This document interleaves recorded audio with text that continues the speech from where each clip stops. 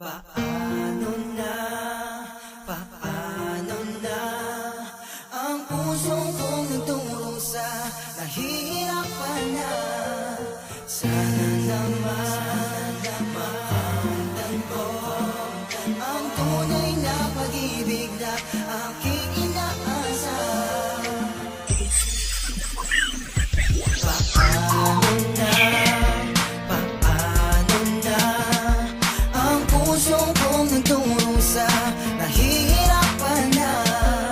Sana naman makamtan ko ang tunay na pag-ibig na aking inaasam. Naging palaisipan kung anong dapat sundalaman ng puso o isipan ng kanyang tatalikuran upang mapatunayan kahirapan lampasan. Aking kahangalan ay hindi ko sinundan, nagpapahiwatig ako'y naging praktikal.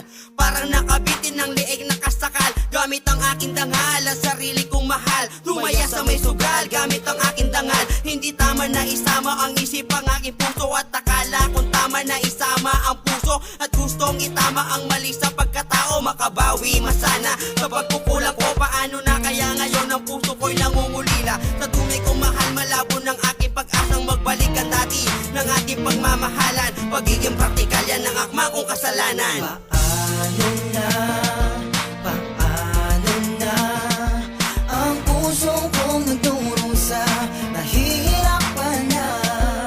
Sana naman makamtan ko ang tunay na pag-ibig na aking inaasam. Doon lang sa isip, maging sa panaginip ko. Kaya alam mo na ang tunay na pag-ibig na nadarama.